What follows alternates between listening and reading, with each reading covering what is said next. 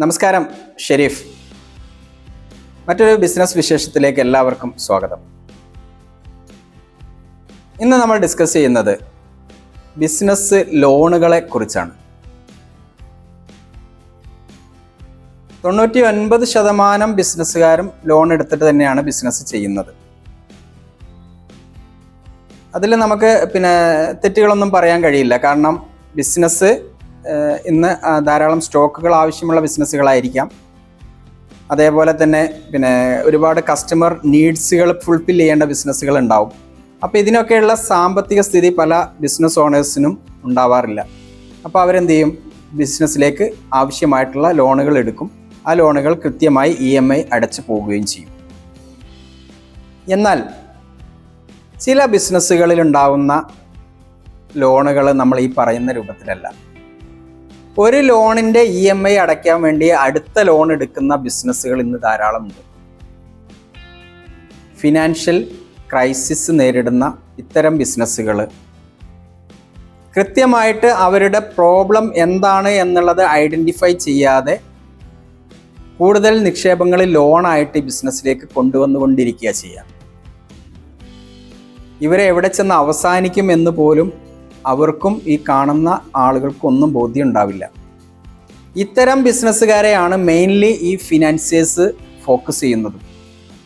അവരിലേക്ക് ഓൺലൈനായും ഓഫ്ലൈനും ആയിട്ടുള്ള ലോണുകൾ കൊടുക്കാൻ വേണ്ടി ഇവരിങ്ങനെ പ്രഷർ ചെയ്തുകൊണ്ടിരിക്കുക ചെയ്യാം. മാസാവസാനമൊക്കെ ആകുമ്പോൾ ഒരു 20-ാം തീയതി 25-ാം തീയതി ആകുമ്പോഴേക്ക് ഇവരെ മാക്സിമം എന്ത് ചെയ്യും? നിങ്ങളുടെ ശമ്പളം കൊടുക്കാൻ നിങ്ങൾക്ക് ഫൈനാൻഷ്യൽ ക്രൈസിസ് നേരിടുന്നുണ്ടോ? ലോണ് ഞങ്ങൾ തരാം. ഇതാണ് ഒരു വാചകം ഉണ്ടാവുക. ഇത്തരത്തിലുള്ള ഒരുപാട് ആപ്പുകൾ, ബിസിനസ് ലോണുകൾ കൊടുക്കുന്ന ഒരുപാട് ആപ്പുകൾ നമുക്ക് കാണാൻ കഴിയും. അപ്പോൾ ഒരു ബിസിനസ്സുകാരൻ എന്ന നിലയ്ക്ക് നമ്മൾ ലോണുകൾ എടുക്കുമ്പോൾ നമുക്ക് ചില ക്രൈറ്റീരിയകൾ നമുക്കുണ്ടായിരിക്കണം. നമ്മൾ എന്തിനു വേണ്ടി ലോൺ എടുക്കുന്നു? ഈ ലോൺ എടുക്കുന്ന പണത്തിൽ നിന്ന് അതിൻ്റെ EMI അടയ്ക്കാൻ കഴിയുന്ന രൂപത്തിലാണോ നിങ്ങളുടെ ബിസിനസ്സുകൾ പ്രവർത്തിക്കുന്നത്? അതല്ല എങ്കിൽ ഈ ലോൺ എടുത്ത പണം ഉപയോഗിച്ച് ഉണ്ടാക്കുന്ന ബിസിനസ്സിൽ നിന്നായിരിക്കണം നമ്മുടെ EMI അടയ്ക്കേണ്ടത്. ലോൺ എടുക്കുന്ന പണത്തിൽ നിന്നല്ല EMI അടയ്ക്കേണ്ടത്. ലോൺ എടുത്ത പണം ഉപയോഗിച്ച് നിങ്ങൾ ചെയ്യുന്ന ബിസിനസ്സിൽ നിന്ന് നിങ്ങൾക്ക് എന്ത് ചെയ്യണം? EMI അടയ്ക്കാൻ കഴിയണം. അല്ലാതെ നിങ്ങൾക്ക് ശമ്പളം കൊടുക്കേണ്ട സമയമാകുമ്പോൾ നിങ്ങൾ ലോൺ എടുക്കുന്നു, ശമ്പളം കൊടുക്കുന്നു. അതോടുകൂടി ആ പണം നിങ്ങൾക്ക് പ്രൊഡക്ടിവിറ്റിയുള്ള പണമായിട്ടല്ല മാറുന്നത്. റവന്യൂ കൊണ്ടുവരുന്നില്ല ആ പണം നിങ്ങൾക്ക്. അപ്പോൾ അവിടെ നിങ്ങൾക്ക് ഈ പണം, നിങ്ങളുടെ തൊഴിലാളി, നിങ്ങളുടെ ജീവനക്കാരൻ ജോലി ചെയ്ത ശമ്പളം കൊടുക്കാൻ നിങ്ങൾക്ക് എന്തുകൊണ്ട് നിങ്ങളുടെ ബിസിനസ്സിൽ നിന്ന് പണം ഉണ്ടായില്ല എന്നുള്ളത് നിങ്ങൾ കൃത്യമായിട്ട് പഠിക്കണം.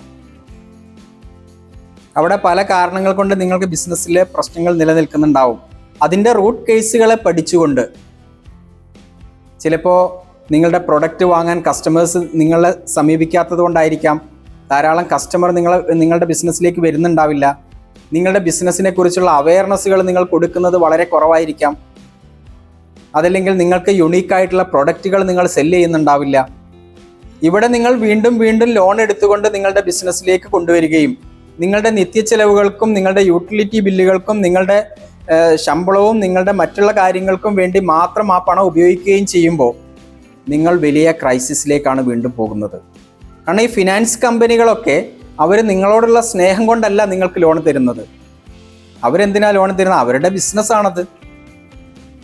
അവരുടെ ടാർഗറ്റഡ് കസ്റ്റമേഴ്സ് ആരൊക്കെയാണ്? ക്രൈസിസ് നേരിടുന്ന ബിസിനസ്സുകാരായിരിക്കും അവരുടെ ഒരു ടാർഗറ്റഡ് കസ്റ്റമേഴ്സ്. അതിൽ പെടുന്നതാണ് നിങ്ങൾ. അപ്പോൾ അവർ നിങ്ങളെ സമീപിക്കും. നിങ്ങൾക്ക് അവർ ആവശ്യം പോലെ ലോൺ തരും. അവസാനം തിരിച്ചടയ്ക്കാതെ വരുമ്പോൾ പലിശയും പലിശയ്ക്ക് മുകളിൽ പലിശയുമായിട്ട് നിങ്ങൾ പ്രയാസപ്പെടുന്ന അവസ്ഥയിലേക്ക്, കടബാധ്യതകൾ കുന്നുകൂടുന്ന അവസ്ഥയിലേക്ക് നിങ്ങളുടെ ബിസിനസ് മാറും.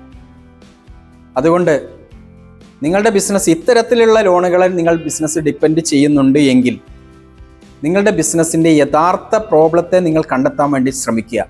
അതിന് പരിഹാരം കൊണ്ടുവരുന്നതിലേക്കായിരിക്കണം നിങ്ങൾ മെയിൻലി ഫോക്കസ് ചെയ്യേണ്ടത്.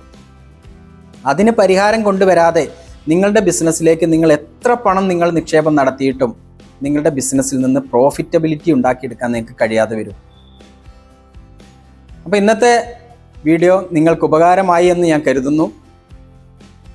ബിസ് ബ്രാൻഡ് ബിസിനസ് കമ്മ്യൂണിറ്റിയുടെ ഭാഗമാകാൻ നിങ്ങൾ ആഗ്രഹിക്കുന്നുവെങ്കിൽ ഡിസ്ക്രിപ്ഷനിൽ കൊടുത്തിട്ടുള്ള ലിങ്കിൽ ക്ലിക്ക് ചെയ്തുകൊണ്ട് നിങ്ങൾക്ക് കമ്മ്യൂണിറ്റിയുടെ ഭാഗമാകാം. കൂടുതൽ ബിസിനസ് വിശേഷവുമായിട്ട് നമുക്ക് മറ്റൊരു വീഡിയോയിൽ കാണാം. താങ്ക്